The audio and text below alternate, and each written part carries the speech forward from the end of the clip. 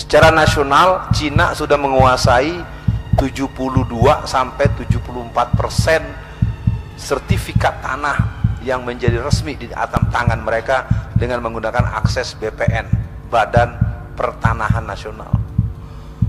Di Jakarta, dalam catatan yang saya tahu, Jakarta itu sudah 87% sertifikat tanah muslim itu di tangan Cina Kristen. Merasa dia, termasuk KJP segala macam, terlalu banyak. Ini pajak ini luar biasa.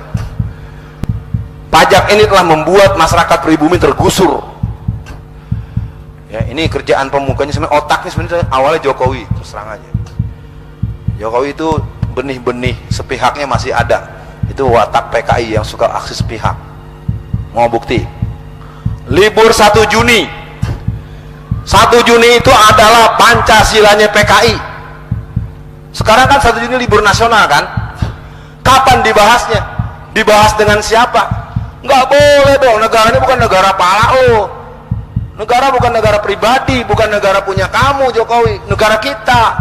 Tahu-tahu 1 Juni libur, Pancasilanya tahu. Pancasila yang kelima itu adalah ketuhanan, ketuhanan nomor 5. Ini adalah Pancasilanya Marxis. Tapi apa, udah libur, yang nentukan presiden sepihak. Sikap aksi sepihak itu watak kader komunis. Nggak mau musyawarah, seenak perutnya aja. Itu dia kan ngurus negara. Negara kan memang bukan muslim semua, tapi muslim kan mayoritas. Masanya gara-gara mengakomodir yang minoritas dianggap nggak ada. Kurang ajar betul. Harus diberhentikan jadi presiden kalau begitu. Ada kejadian seorang masyarakat yang punya tanah cukup luas, sekitar 10 sampai 20 hektar. Cukup luas lah kalau dia punya tanah seluas itu. Harga tanah yang cuma 3 juta rupiah itu dia ditawar oleh orang Cina, dia melepas dengan harga 30 juta. Dengan harapan tanahnya tidak dibeli. Yang terjadi apa? Ternyata ketika disebut angka 30 juta, maka orang Cina bilang, saya beli semuanya. Jadi saya himbau buat para jamaah, ini permainan sedang gila-gilaan. Sebetulnya mereka tidak kuat, kecuali memang banyak pengkhianat. Tokoh-tokoh masyarakat dengan atas nama ulama, dengan atas nama ustadz, dengan atas nama pimpinan pondok pesantren, justru mereka yang sering menjadi para calo. Itu yang saya susah membahasakan. Baiklah, mudah-mudahan hari ini kita bisa secara sistematik memahami bagaimana gerakan mereka sebenarnya kalau tidak dijawab. Tadi kalimat Ustadz Fahim itu betul, kekuasaan. Jadi akhirnya orang-orang Cina itu menjadi mediator. Orang-orang Cina ini kemudian dia pada ujungnya dia punya pasukan yang namanya Po Antui. Pasukan Po Antui ini pasukan Cina bersenjata, laskar Cina bersenjata. Di antara tugas mereka adalah membunuh ulama, membunuh habaib, dan membunuh tokoh-tokoh Islam.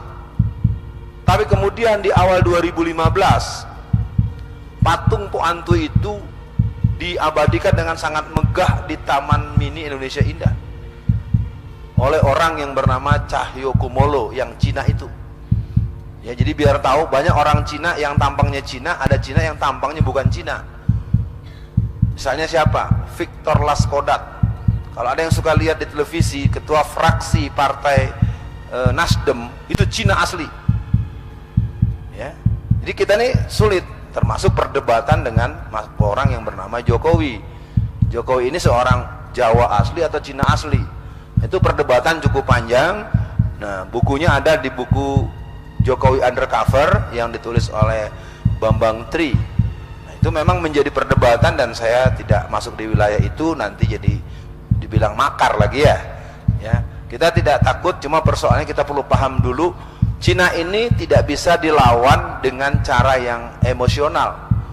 Cina itu licik, licin, halus, culas, dan dia sering menggunakan tangan orang lain. Saya ceritakan kasus penggusuran Luar Batang. Luar Batang itu daerah nelayan di tepian laut di Jakarta Utara. Tanggal 10 bulan April tahun 2016, malam hari itu sekitar 400 tentara berseragam itu sudah bersemayam di satu kelurahan, satu RW. Ya, kurang paham nih kalau di Surabaya ini satu RW sama ya, RW juga ya. Saya mungkin suka banyak istilah-istilah pengelompokan, tapi 400 400 tentara angkatan darat berseragam, mereka ada di satu lingkungan yang luasnya cuma beberapa RT, satu RW. Saya coba tanya jamaah dengan spontan, kalau ada lingkungan satu RW yang luasnya diisi hanya kurang lebih 1000 sampai 1500 KK, ada 400 tentara datang sejak semalam jam 10 malam dan mereka berkeliaran di lingkungan itu, masyarakatnya gembira apa resah? Itu yang terjadi. Dan besok harinya tanggal 11 bulan Februari bulan April 11 April 2016 itu kampung itu di Delco pakai traktor. Dan kalau boleh saya cerita, banyak ibu-ibu yang sedang sholat duha di musola itu ditendang oleh tentara itu, diseret, dibanting, dibuang ke jalan raya. Saya tidak ingin memberikan pemanasan yang terlalu tajam terhadap kelakuan tentara. Memang itu karena dibayar oleh orang Cina. Maka saya cari, karena saya dianggap adalah tenaga ahli dan pakar di bidang PKI, maka saya datangi beberapa jenderal-jenderal aktif yang punya jabatan strategis. Saya tidak sebut nama orang dan kantornya, saya datangi beliau. Saya marah, saya bilang, Jenderal, ini PKI-nya bangkit kok dibawa anak-anak seperti PKI. Rupanya beliau tahu, ya Ustadz, karena memang di bawah ini kami ini menjadi orang yang serba salah. Sudah sulit keuangan, sulit bisnis, sulit bergerak, dan sulit untuk memerankan diri. Karena senjata yang dimiliki oleh TNI Angkatan Darat maupun TNI secara umum itu jauh lebih rendah kualitasnya daripada polisi. Polisi hari ini punya senjata-senjata organik yang sangat modern. Jadi kalau sampai ribut polisi dengan tentara, tetap polisi akan habis, tetapi mereka punya senjata yang hebat. Saya tidak ingin lebih jauh, mungkin kita tuntaskan dulu ini, nanti kita dialog bagaimana Cina itu bergerak terus.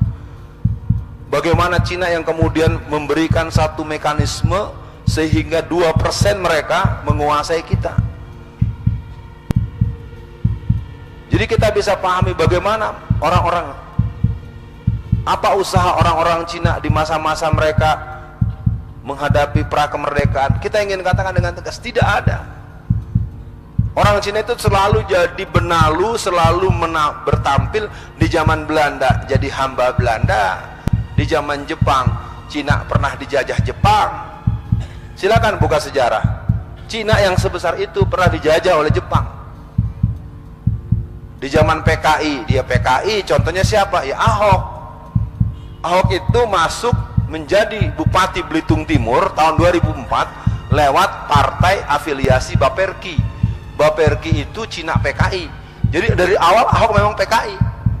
Jadi ketika dia menggusur kampung pulau di Jakarta Timur, 1.300 warga digusur, apa kata Ahok? Jangan berikan sebutir nasi pun pada mereka, jangan berikan setetes air pun pada mereka. Memang begitu di orang. Dan ketika terjadi demonstrasi rutin oleh teman-teman Front Pembela Islam setiap hari Jumat, dan ada kerusuhan pertanggal 13 Oktober 2015, maka anak-anak EV tertangkap 17 orang, 1 orang disiksa dan mati di tahanan polisi 1 orang, dan tidak pernah dibahas. Lalu terjadi rapat di Polres Jakarta Utara. Apa kata Ahok? Polisi, water cannon-nya jangan diisi air, ganti dengan bensin, biar mati semua orang yang demo itu. Itu persis pernyataan Stalin. Aku rela membunuh 30 juta mayat manusia asalkan aku berkuasa. Jadi dalam acara di Mata Najwa, di koran, di media televisi yang bernama Metro TV itu, ya, itu Najwa Shihab bertanya kepada si Ahok, Hok, bagaimana anda? Oh biarin saja, biar aja 2.000 orang mati, nggak masalah, yang penting pembangunan Jakarta lancar. Itulah watak orang berpaham komunis. Jadi betul Ustaz Fahim, antum tadi singkat itu jadi pegangan buat saya. PKI bangkit, tapi kan perdebatan kita selalu memang PKI-nya ada, PKI-nya di mana? Nah, karena saya hari ini sudah terlanjur memberikan tema tentang Cina, saya tuntaskan dulu tentang Cinanya. Kalau nanti memang jamaah bisa mendalami, mungkin bisa ikut hadir di acara Muhammadiyah atau nanti malam. Tapi kalau mau baca, sempat saya buat ini buku selama 30 tahun saya berkelana, ini saya abadikan menangkal kebangkitan PKI. Ini memuat sistematika gerakan PKI, tahapan-tahapan PKI, 10 langkah kebangkitan PKI. Di sini ada TAP MPRS nomor 25, hasil Kongres Ulama tahun 57, Undang-Undang nomor 27 tahun 1999. Jadi bagus buat pegangan para tokoh masyarakat bahwa PKI itu bukan sekedar ada, tapi memang mereka sudah sampai kepada kerja-kerja perjuangan mereka yang cukup serius. Nah, di tangan saya juga ada ADART PKI terakhir. Bagaimana kita berorganisasi bisa menghasilkan ADART? Waduh, luar biasa. Ini hasil kongres yang ke-10 di Magelang tahun 2010, tanggal 15 sampai 17 Agustus tahun 2010. Kongres yang ke-8 di Sukabumi Selatan, yang ke-9 di Cianjur Selatan, dan hari ini saya tidak menduga Ustadz Fahim itu membuka kalimat komunisme. Memang komunisme cukup sulit masuk ke dalam frame berpikir masyarakat, karena emangnya ada PKI. Yang jelas pernyataan Polda Metro Jaya Muhammad Iriawan yang dia bilang nggak ada itu PKI, mengada-ada saja PKI itu. Yang jawab langsung Riamizat Triakudu. Apa kata Pak Menhan, Menteri Pertahanan? Barang siapa orang yang mengatakan PKI tidak ada, dialah PKI-nya. Tolong camkan ya, bukan Alfian loh yang bicara. Alfian cuma mau kasih tahu itu. Ya, untuk nanti detail kita bisa putarkan filmnya nanti di PDM Muhammadiyah saja. Karena kalau dibuka di sini bolak-balik pindah-pindahin slide lama. Ya, artinya pada hari ini saya ingin mengatakan berbicara Cina sebetulnya bicara situasi yang sangat berbahaya. Ya, karena Cina ini bekerjanya mengarah kepada pekerjaan-pekerjaan bergerak-gerak, padahal saya tidak melakukan ini nih.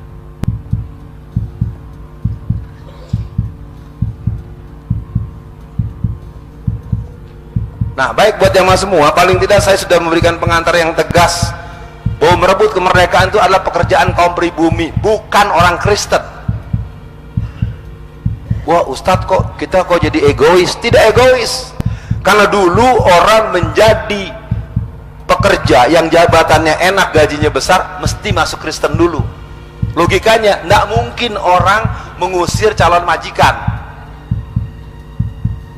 Bisa dipahami jamaah? Penting ini saya sampaikan supaya kita jangan, karena sering diperdebatkan, apakah di DPR, apakah di kalangan pembicaraan di forum-forum nasional. Dulu orang mau jadi pegawai Belanda syaratnya masuk Kristen. Jadi kalau ada orang jadi pegawai, jabatannya tinggi, rumahnya besar, gajinya besar, lalu dia beragama Kristen, lalu dia bilang dia ikut berjuang kemerdekaan, bohong. Tidak ada, sama dengan kasus ABRI. Kalau kita mau paham kenapa tentara sejak tahun 60-an ke sini tidak dekat dengan kita, karena ketika Belanda pergi datang Jepang, maka muncullah laskar-laskar rakyat yang sangat dikenal adalah model-model Kenin dan Keibo dan Heiho. Tapi yang paling kuat ada 3, Hizbullah, Sabilillah, Mujahidin. Itulah satuan-satuan laskar bersenjata rakyat yang dimiliki di Indonesia. Hizbullah, Sabilillah, Mujahidin. Kemudian merubah menjadi TKR, BKR, TRI, TNI. Pada tahun 1952 diadakan registrasi, sehingga tentara-tentara yang sekarang jadi tentara ini tidak tahu sejarah aslinya perjuangan tentara. Nah, mereka diseleksi dengan menggunakan bahasa Belanda. Makanya tentara kesini otaknya banyak yang sekuler. Jangan salahkan mereka, mereka perlu dilakukan membuka kembali kenapa jadi tentara. Itulah Sudirman. Jenderal Sudirman itu diketahui oleh banyak orang, pertama dia turun untuk menghadapi agresi Belanda, yang kedua dia mendapatkan perintah dari pengurus besar Muhammadiyah untuk total membackup itu. Sama dengan Bung Tomo. Kalau Bung Tomo sebagai eksekutor daripada resolusi jihad. Jadi kalau ada warga NU yang tidak mau berjihad menegakkan syariat Islam, itu berarti nyasar. Oh iya, itu kan hasil ulama-ulama tahun 1930-an. Perubahan-perubahan kemudian itu karena tadi tahun 63 mereka backup Nasakom, lagi-lagi komunis. Saya tidak ingin terlalu jauh, nanti ada yang tersinggung. Yang jelas pada hari ini kita bicara sejarah bahwa negara kita memang negara yang sudah hampir jebol karena Cina sekarang sudah jadi raja. Masyarakat kita lebih hafal lagu Mars Perindo ketimbang Indonesia Raya. Karena hampir tiap menit, hampir tiap waktu lagu Mars Perindo itu dikumandangkan di televisi. Dan ini persiapan untuk merebut posisi presiden. Kalau Jakarta dianggap selesai. Ya, jadi para jamaah yang berbahagia, kita pada pagi ini mencoba untuk memahami bahwa memang gerakan mereka, kalau boleh dibilang bukan gerakan mendadak. Mereka sudah lakukan ratusan tahun yang lalu. Mereka mulai pungkasi tahun 60-an. Mereka bersenyum manis tahun awal-awal masa-masa kejayaan Orde Baru. Ketika Pak Harto memberikan posisi penting, mereka ditapos. Bagaimana satu waktu Jenderal M. Yusuf menempeleng Lim Silyong, karena Lim Silyong itu datang hanya menggunakan kolor, ya bahasa Betawi itu celana pendek. M. Yusuf ini kan seorang Bugis, orang Sulawesi Selatan. Hei Cina, apa kau kurang ajar, nggak sopan? Pak, luar biasa. Tapi sekarang Cina yang sering nempeleng orang. Di Medan ada anak muda markirin spot, markir motor sembarangan, ditegur sama polisi. Bukan motornya yang dirapikan, tapi polisinya yang ditempeleng sama orang Cina. Ramadan 2016 di Medan juga ada hotel di sweeping kerjasama Satpol PP dengan Polwan, Polresta Medan. Jadi yang turun tuh Polwan. Keluar yang punya hotel, dipukul sampai rontok itu giginya Polwan. Saya waktu itu saya share itu ke beberapa jenderal polisi, dia nggak ada yang reaksi. Jadi sekarang kalau Cina tuh seenaknya aja. Ya, satu hari di Cirebon ada keributan ibu-ibu dengan rombongan Cina. Entah apa sebabnya bertengkar mulut. Lo orang pribumi, kalau nggak ada gue, lu nggak ada yang hidup, lu bakal mati. Lu hidup gala-gala orang Cina. Bayangin tuh. Jadi luar biasa orang Cina ini kalau dibahas banyak dari urusan lalu lintas. Di Jakarta ada kasus. Kita semua juga di Surabaya mungkin ada. Ada jalan yang cuma satu jalur kan? Halo?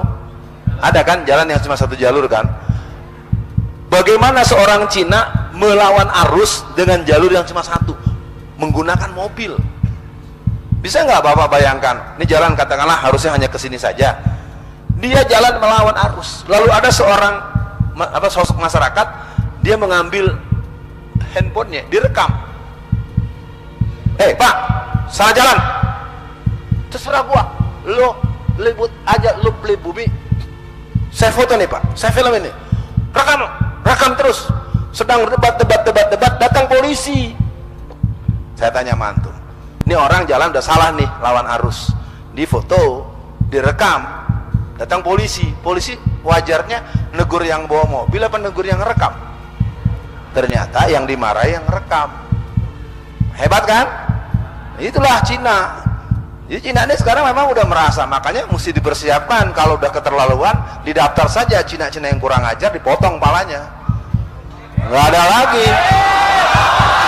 Udah nggak bercanda, karena mereka punya program sebagaimana Ustadz bilang. Tapi pesannya tentu jangan sembrono. Ada kan tim intelijen khusus dicatat. Kalau bisa punya rekaman, dia menghina, dia sering sekali menghina. Di mana saya yakin, apakah di Surabaya, apakah di Jakarta, apakah di Medan, mesti kita tahu adanya preman, jagoan, carok. Tapi kalau ketemu kiai, pasti Pak Yai kemana? Bayangkan Kiai Haji Ma'ruf Amin ditunjuk-tunjuk mukanya sama si Ahok. Ini luar biasa. Ini hanya watak komunis aja yang berani menghujat ulama. Preman yang paling nakal, yang paling berandalan, yang paling beringas, yang paling kejam, kalau berjumpa dengan seorang ulama masih tetap dari mana Pak Haji? Kalau di Sunda badai ka mana? Begitu.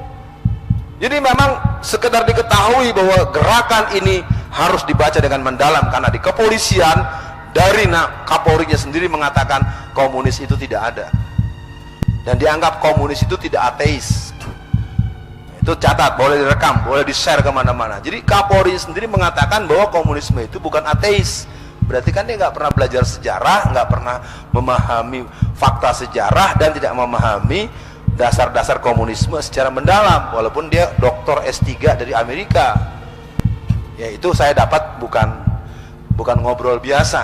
Kita sudah intens berdebat, dan tapi karena merasa pejabat, dia bilang jangan khawatir dengan komunis. Nah kita catat Pak Iriawan. Nah sekarang kita teruskan. Apa yang perlu kita catat? Indonesia menjadi butuh bantuan Cina, dan akhirnya kita berketergantungan dengan Cina. Siapa saja sekarang, kalau Cina libur kita bingung. Toko tutup, fotokopian tutup, ini tutup, ini tutup. Kalau Cina libur kita kelimpungan. Dan catat baik-baik bahwa Cina hari ini memang sangat menghina kita. Dia sangat menghina kita, dan dia bilang apa? Pokoknya tenang aja. Kalau umat Islam, kaum pribumi mah yang penting dikasih duit. Dia mah kalau dikasih duit juga belain kita. Itu yang mereka tahu. Maka yang mereka sangat takut adalah para ulama-ulama, para tokoh-tokoh masyarakat yang tidak mau diberi sesuatu oleh dia. Cuma saya nggak pernah lihat ada yang nolak sih. Karena besar Pak ngasihnya. Nauzubillah. Semoga kita termasuk orang yang berani menolak kalau dari mereka. Ya memang keadaan tidak ringan. Sekali lagi saya ingin katakan, apa yang saya katakan nanti akan bisa kita bahas dalam tanya jawab. Karena gerakan Cina ini sekarang sudah tinggal pasang. Menang Ahok, dia akan kibarkan bendera Palu Arit. Jadi Ahok ini merupakan pintu masuk, gelombang. Jadi kalau kita baca dengan tegas, masuk Ahok menang, reklamasi jalan terus. Di situ akan ada sekitar 40-80 juta orang yang tinggal di sekitar Jakarta Utara. Belum yang di Gresik, belum yang di Bali, belum yang di mana. Jadi bentengnya Jakarta. Makanya di sini harus berhitung bagaimana agar Jakarta Ahok itu bisa kalah. Wah, kami orang Surabaya, Ustadz. Bagaimana caranya? Orang-orang Kalimantan, orang Palangkaraya, orang Pontianak, orang Batam, orang Medan, Cina itu pada tanggal 28 Januari 2017 di hari raya mereka libur hari rayanya, ditutup kelentengnya, ditutup wiharanya, mereka berangkat semua di Jakarta, sudah membawa KTP Jakarta. Lalu orang Surabaya berbuat apa buat tanggal 19 April nanti? Saya yakin Bapak punya saudara di Jakarta, telepon, pastikan dia tidak milih Ahok. Bapak punya cucu, punya menantu, punya teman alumni pondok, teman belajar, semua ayo mulai bergerak. Teleponkan, SMS, WhatsApp, tanyakan satu-satu, japri satu-satu, pastikan bahwa mereka tidak memilih nomor 2. Ustadz mau ceramah, mau kampanye. Sekarang terserah aja tuan-tuan mau mikir apa. Uang mereka punya, polisi mereka punya. Kalau mau tahu kemarin pencoblos itu banyak rombongan datang bawa pedang, minta milih Pak. TPS ketakutan semua, polisi diam aja pura-pura nggak lihat. Sampai segitu kalau mau tahu. Jadi ada nggak boleh, yang muslim nggak boleh masuk. Di sini coblosnya Ahok semua. Ada Ahok 100%. Betulan ini. Makanya sekarang dari sini saya tidak mengajak kita berbuat yang anarkis dan melawan hukum. Pertama, bantu dengan doa. Kedua, yang punya saudara, teman alumni pondok, teman sekolah, mungkin ada kemenakan, ada mantu, ada anak yang sedang kuliah, atau saudara yang dipastikan punya KTP Jakarta, tanya dulu, kamu nyoblos apa nanti tanggal 19? Pokoknya awas ya, jangan nanti kalau kamu meninggal nggak disolatin. Itu kejadian tuh di beberapa daerah udah mulai. Wis, pihak gereja jawab. Kata pihak gereja, kalau tidak mau disolatin nanti akan kami urus. Nah, biarin aja, biar jelas dia mempertegas sebagai orang kafir. Jadi ceramah itu benar-benar tadi. Nah, ini persoalannya. Maka kita pada hari mencoba menengok dulu supaya kita jangan hanya emosional. Apa yang mereka lakukan, apa kerja mereka. Nah, kerja-kerja mereka ini akan kita lihat supaya kita juga jangan lupa di Surabaya dan sekitar Jawa Timur ini kita punya persoalan. Paling tidak kita punya catatan ada 600 triliun uang kita yang digenggam oleh orang-orang Cina. Dalam jumlah yang lain ada yang namanya editansil 1,7 atau 1,3 triliun. Seorang Patrialis Akbar sengaja digitukan supaya dia tidak bisa mengawal proses Ahok. karena dia anggota Mahkamah Konstitusi yang tegas-tegas memberikan disposisi agar Ahok ditangkap. Tapi kan kita sudah, karena udah masuk, udah pakai kaos, pakai rompi oranye, semua kita udah ikut. Nah, tokoh Muhammadiyah korupsi. Itu kan yang muncul kemudian. Sebelumnya Bang Irman Gusman. Jadi kalau saya kasih tahu jamaah, formatnya gini polanya. Saya Cina, yang ngasih itu orang Cina, namanya Basuki juga, bukan si Ahok. Datang nih, misalnya bapak pejabat, jadi bapak saya paksa terima uang, kan 100 juta nggak berapa besar bawaannya kan, bapak dipaksa. Ketika bapak dipaksa, petugas KPK sudah datang, wartawan sudah foto, itu tuh mainnya kan. Dalam ilmu hukum yang penting ada bukti, ada saksi. Nah sementara kita hanya nonton televisi. Di televisi kan, wah, pemirsa, inilah salah satu anggota Mahkamah Konstitusi, Bapak Badr Aziz Akbar dinyatakan OTT, kan gitu, tertangkap tangan. Itu permainan berulang, itu terjadi kepada yang lain-lain. Tapi kalau yang Cina-Cina, maling-maling republik seperti Megawati, seperti SBY, segala macam, nggak ada yang tangkap. Nggak mungkin uang 6,7 triliun lepas kalau tidak ada tanda tangan presiden. Kenapa kemudian terjadi keributan ketika Laksamana Soekardi mulai diurus oleh KPK? Karena nanti akan mengarah kepada Megawati. Jadi uang yang sebanyak 600 triliun ini sebagai sebuah bancakan BLBI, belum lagi sambungan Indosat, belum lagi sambungan blok gas Tangguh, belum lagi kapal tanker. Jadi korupsi besar-besar itu dilakukan oleh orang-orang yang dianggap tokoh. Apalagi kemarin terang-terangan menghina agama dan mengatakan tidak ada hari akhirat, jelas komunis. Nggak ada lagi. Jadi Gerwaninya udah memproklamirkan diri. Bahkan di Surabaya juga yang mengatakan akan mencabut FPI sampai ke akar-akarnya. Ingat itu. Jadi yang menyatakan itu Satgas atau DPC PDI Perjuangan Surabaya. Kalau sampai mencabut FPI ke akar-akarnya, kalau secara organisasi kita nggak ada masalah. Ente maksudnya mencabut FPI atau mencabut Islam ke akar-akarnya? Itu akarnya. Maka untuk hari ini pembahasan Cina adalah bab kita untuk menegaskan bahwa memang bab jihad sudah depan mata kita. Takbir. Jadi hari ini kita akan lihat bagaimana mereka bergerak, apa yang mereka lakukan. Pak Karno saja yang mungkin tidak terlalu kita lihat sebagai idola, bagaimana kata beliau? Lebih baik saya makan gaplek tapi merdeka daripada makan bistik tapi jadi budak Cina. Luar biasa. Beliau dulu punya keluaran undang-undang atau peraturan yang namanya PP 10. Orang Cina itu tidak boleh punya usaha bisnis sampai ke bawah, hanya boleh paling tinggi di ibu kota kabupaten dan ibu kota Madya. Sekarang sampai ke ujung, dari yang namanya sendal, yang namanya beras, yang namanya telur, yang semua punya dia. Nanti kita lihat bagaimana detailnya mereka itu berbuat, dan tentu saya harus batasi sampai kita berdiskusi dengan mendalam.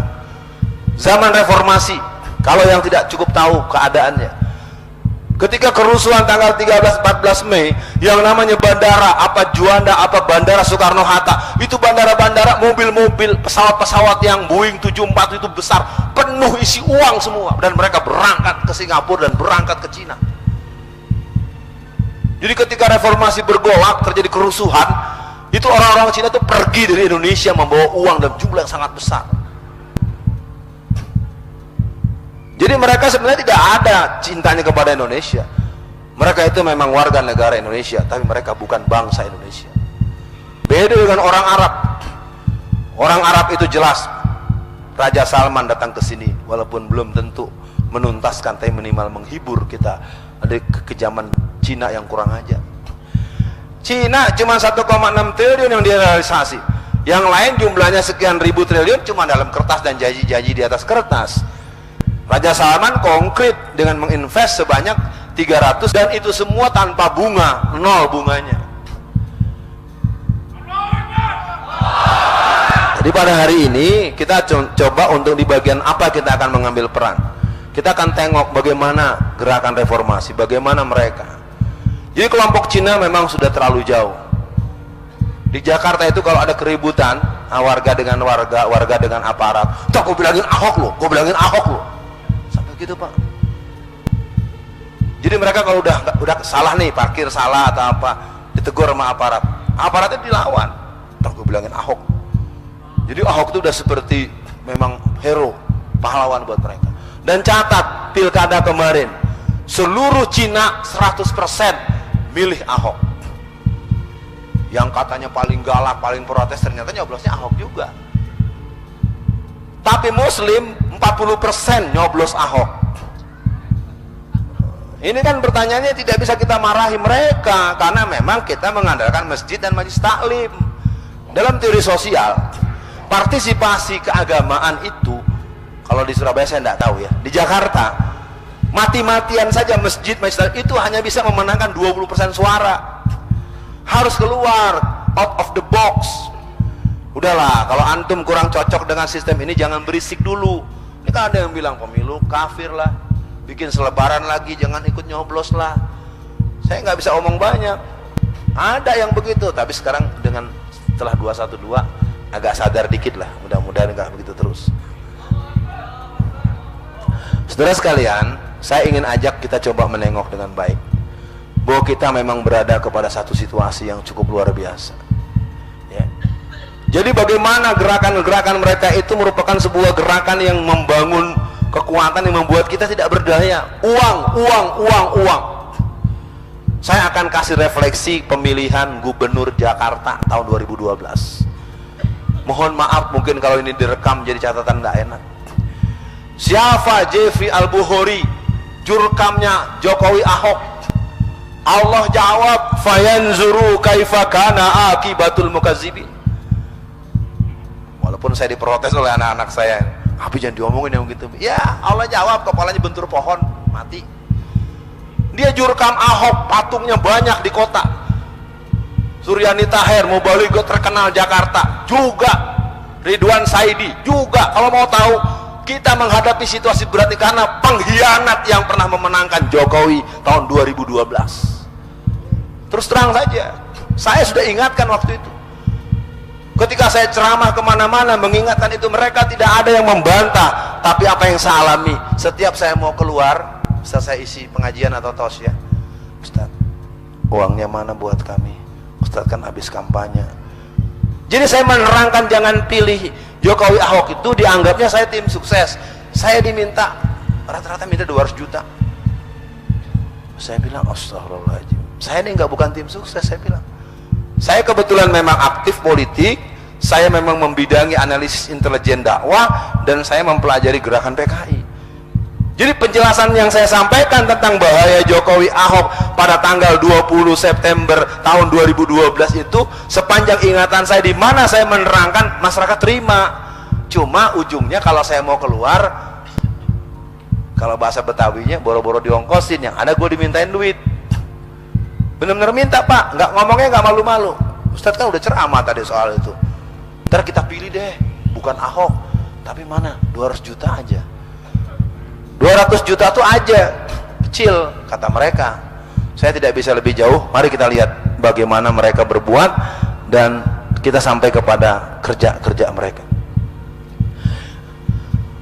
Strategi Cina menguasai Indonesia, yang pertama menguasai tanah dan lahan. Cara mereka sistematik dan biasanya menggunakan tangan oknum ustadz, oknum ulama, oknum ya, dan oknum tokoh yang didengar omongannya oleh masyarakat. Saya tidak berani bicara Jawa Timur, Jawa Tengah, saya bicara Tangerang aja lah. Tangerang ini saya ketua Majelis Syuro Masjid Tangerang Raya. Saya malu ceritain, tapi saya ceritakan faktanya. Tanah-tanah rakyat itu habis karena memang yang jadi calo, kalau di Surabaya calo apa? Calo ya? Ya begitu. Masyarakat yang bodoh, masyarakat yang tidak pernah mondok, masyarakat mereka tidak mau sembarangan jual. Pak Ustadz, tanah saya ditawar oleh Sumarekon. Kumaha teh Pak Ustadz, bagaimana? Karena Ustadz ditanya, Ustadz bilang, tenang, dicatat satu-satu. Ntar ada 1, 2, 3, 20. Ntar dia yang nawarin ke sana. Akhirnya tanah itu dijual, dibeli oleh pihak mereka dengan harga yang ditentukan oleh si Ustadz. Terus terang aja, habis. Itu satu. Yang kedua, kalau tanah itu dia beli misalnya sebuah daerah 10 hektar. Ini kalau saya beri kabaran buat bapak-bapak di sini, ibu-ibu di sini, Dia beli tanah 10 hektar, tapi nanti dia akan bikin pagar, paham ya pagar ya, pokoknya dia bikin pembatas. Belinya 10 hektar, tapi dia bikin pembatas tuh sampai 100 atau 1000 hektar. Kan yang punya tanah marah. Marahnya kemana? Ke lurah kan? Lurah bukan nyalahin yang Cina, malah nyalahin kita. Udahlah, gak usah ribut-ribut. Tanah itu disokok duluan. Akhirnya kita disuruh jual tanah, yang mana harga tanah ditentukan oleh lurah, karena lurah udah ngambil bagian. Terus terang saja, itulah yang membuat saya sampai hari ini buat mereka ini. Jadi mereka kejar saya terus, antaranya mereka 2 kali ngirim utusan agar saya jangan ngomong begini terus. Dikasih uang, Ustadz, nggak banyak, cuma 1 dus Indomie. Itu yang pertama tuh, tahun berapa? Tahun 97 atau 98. Yang terakhir dia, karena saya dekat dengan tentara, dia utus 6 orang jenderal ngajak makan. Ujung-ujungnya ngasih ini cek, nggak banyak, cuma 6 miliar. Saya kan ini juga ya Allah, gimana tuh Ambo? 6 miliar kan, ambil nggak nih ya, gitu ya. Insya Allah tidak.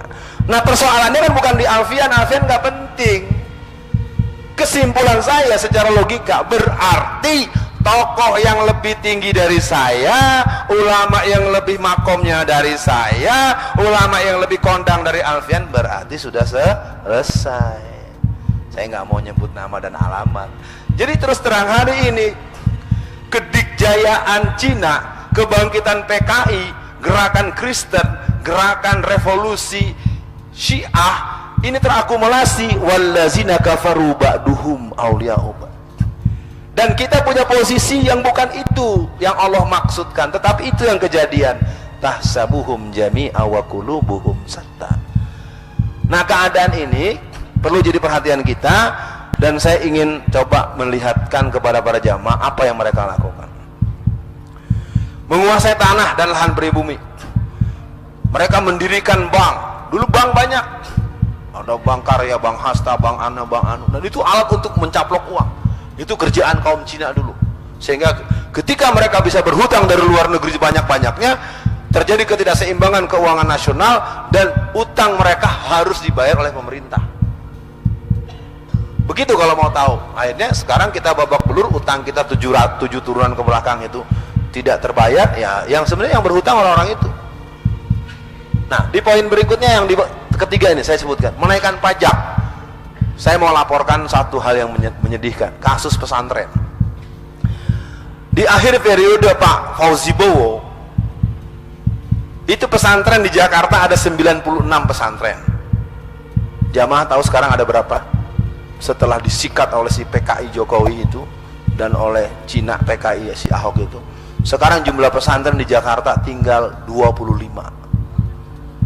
Kenapa? Karena pesantren-pesantren yang tanah wakaf itu dikasih pajak yang tinggi. Karena pajak tidak sanggup bayar, tahun kemudian diancam oleh Pemda, akhirnya diambil alih dan dibayar dengan ganti rugi seenak perutnya Pemda. Yang begini nggak dipahami. Sama dengan pembayaran pajak. Rumah yang harganya 1 miliar di masa rezim manusia kafir PKI laknatullah si Ahok ini, dia menggratiskan pajak. Ini gaya mau setung, gaya komunis.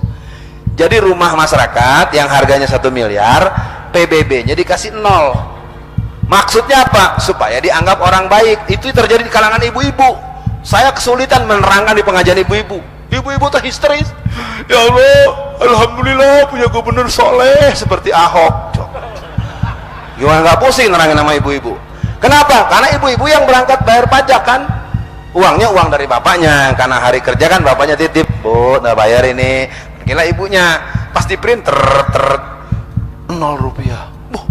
Mulianya Ahok.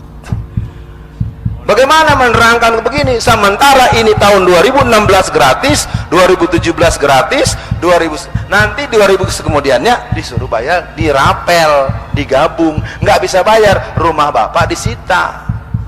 Ini kan gaya PKI banget, tapi nggak ngerti-ngerti, susah, sumbu pendek. Merasa dia termasuk KJP segala macam terlalu banyak. Ini pajak ini luar biasa. Pajak ini telah membuat masyarakat pribumi tergusur. Ya, ini kerjaan pemukanya sebenarnya, otaknya sebenarnya awalnya Jokowi, terus terang aja. Jokowi itu benih-benih sepihaknya masih ada. Itu watak PKI yang suka aksi sepihak. Mau bukti? Libur 1 Juni. 1 Juni itu adalah Pancasilanya PKI. Sekarang kan 1 Juni libur nasional kan? Kapan dibahasnya? Dibahas dengan siapa? Nggak boleh dong, negara ini bukan negara pala lo. Negara bukan negara pribadi, bukan negara punya kamu Jokowi, negara kita. Tahu-tahu 1 Juni libur, Pancasilanya tahu. Pancasila yang kelima itu adalah ketuhanan, ketuhanan nomor 5. Ini adalah Pancasilanya Marxis. Tapi apa, udah libur, yang nentukan presiden, sepihak. Sikap aksi sepihak itu watak kader komunis. Nggak mau musyawarah, seenak perutnya aja, itu dia kan ngurus negara. Negara kan memang bukan muslim semua, tapi muslim kan mayoritas. Masanya gara-gara mengakomodir yang minoritas dianggap tidak ada, kurang ajar betul. Harus diberhentikan jadi presiden kalau begitu. Ntar habis ngaji dibilang makar nggak nih? Kita lihat kerja mereka. Jaringan bisnis Cina adalah sebuah jaringan bisnis yang rumit, tersusun dengan sangat rapi, bermain di bawah tanah, ditutupi oleh penguasa dan menggolkan kepentingan Cina. Nanti kalau ada yang bisa main ke toko majalah, cari, tapi ini urusannya mungkin referensi aja. Ini ada satu bagus tulisannya tentang mafia Cina di pesisir Jawa. Ya, saya bukan tukang majalah, saya cuma kasih referensi aja. Ya, kalau buku ada di depan. Tapi ini baik dicari, masih ada mungkin di toko-toko majalah. Ya. Karena nggak bisa kita bercanda, mereka mainnya rapi. Ya, kerja-kerja mereka rapi, makanya pengajian-pengajian model gini ini kan jadi bermata dua, Ustaz. Kita bahas begini, emang semuanya orang ngaji sini? Mau yang Intel mungkin ada ya, yang dari Koramil ada ya. Mending kalau dia muslim, karena bukan muslim pakai songkok juga, pakai koko juga. Kalau yang muslim kita tinggal berdoa semoga Allah teguhkan iman Islamnya. Ya, kalau yang bukan mudah-mudahan dapat hidayah. Tapi kalau yang PKI tinggal dibelah kepalanya. Nggak ada, melawan orang berpaham komunisme itu cuma satu, karena enggak kita yang dimati nanti sama dia. Tapi jangan sembrono, bukan karena semangat, karena dendam pribadi, ya jangan, nggak boleh. Jihad bukan dendam. Nah, kita tuntaskan, mudah-mudahan waktu kita cukup, walaupun saya lihat tidak mungkin materi semua disampaikan. Ini belum separuh ya. Materi ini memang spesial dibuat untuk membahas gerakan Cina. Jadi gerakan mereka luar biasa.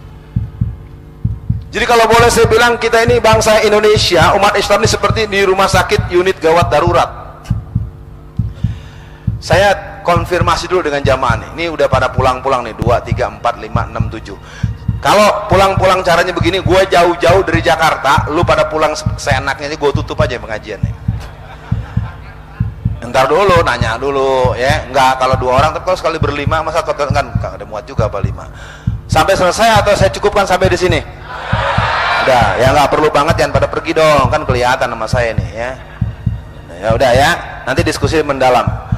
Nah, perang asimetris mungkin pernah didengar. Saya akan coba memberikan rincian saja bagaimana kerja mereka. Ya, mudah-mudahan poin yang terakhir ini jadi pegangan buat kita, bahwa mereka memang sudah sampai di posisi menguasai hampir semua setral. Sayang film-film nggak bisa kita buka ya. Waktunya masalahnya. Dan lagi saya dapat amanat nggak boleh ada suara musik, jadi serba salah saya ini ya. Tapi memang nggak boleh, ikutin aja dulu arahan. Nah, kita lihat nih sekarang satu-satu. Secara faktual orang Cina sudah melakukan penjajahan ekonomi bangsa Indonesia. Semua mall tiap kota di Indonesia 100% milik Cina. Importir barang, eksportir hasil bumi, pemilik toko, tengkulak, pemilik pabrik, pendukung semua, presiden tiap zaman, media cetak, udah semua dia pegang, nggak bergerak kita nggak tahu bejatnya si Ahok mengencaplok uang yang ada di sumber waras sebanyak 400 miliar, nggak pernah dibahas. Bagaimana si Ahok membeli tanah milik Pemda? Bisa dibayangkan nggak seorang gubernur membeli tanah di tanah miliknya sendiri? Coba, orang gila kan? Tapi nggak ada yang mempersoalkan nih Pak. 869 miliar korupsi itu dia. Ini Ahok udah kebanyakan korupsinya. Kalau dalam hukum agama itu sudah harus dirajam itu. Tapi malah dibilang pahlawan. pemimpin yang mulia, apalagi ibu-ibu tadi bilang seorang Kristen yang soleh. Tahu ngaji di mana tuh ibu? Bukan di sini, di Jakarta Timur, ya. Jadi kalau kita lihat apalagi yang mereka lakukan, kita coba tengok mereka. Saya lihat yang nomor atas, tolong disimak. Menteri pengamat politik yang namanya Maria Elka Pangestu itu orang Cina. Dia tamat S3 tahun 1982. Saya ingat betul dia. Dia orang CSIS. Ketika dia menjadi menteri perdagangan, dia sudah membuat perjanjian dengan Cina tahun 2005 dalam bentuk Cina pasar bebas 2005. Tapi perjanjian itu dirahasiakan selama 5 tahun. Setelah 2010 baru diumumkan sebagai perjanjian dagang antara Cina dan Indonesia. Ini luar biasa, jahat. Tetap Cina akhirnya si Maria, walaupun dia orang Indonesia. Dia warga negara Indonesia tapi bukan bangsa Indonesia. Itu watak orang Cina. Jadi Cina itu ada yang namanya diaspora Cina. Beda dengan orang Arab. Kalau orang Arab itu ikatannya iman. Dia menyatu dan dia yang membela, dia yang menyatakan Indonesia merdeka di awal, langsung dijawab oleh Mesir, dijawab oleh negara-negara Timur Tengah. Ya, jadi jangan ikut-ikutan tuh bilang Arab-Arab. Ya, Arab datang kemarin bagi duit, Cina cuma buat catatan doang. Ya, orang mah duit beneran cash tuh Pak, 300 sekian triliun itu. BLBI, daerah Jakarta segala macam, perkantoran gedung segala macam, toko elektronik. Yang terakhir, bawa senjata api. Jadi Anda hati-hati juga kalau ribut-ribut sembarangan, harus hitung-hitung. Ntar Anda baru dia keluar dari situ Anda ditembak. Bukan kita nggak berani mati ya Sat ya, tapi kalau mati cuma ngelawan Cina doang sayang. Kalau mati abis motong kepala si Ahok keren itu ya. Set, gitu kan? Kepala Ahoknya kita potong, kita gantung di tiang listrik, bikin tulisan siapa menyusul. Baru keren kayak begitu. Saya yakin itu akan ada ceritanya, cuman persoalannya kan saya suka bilang masih ada nggak nih cloningnya Ustadz Hasim Yahya gitu ya, yang berani seperti itu. Takbir. Kalau tidak bentuk yang lain dah nanti ya.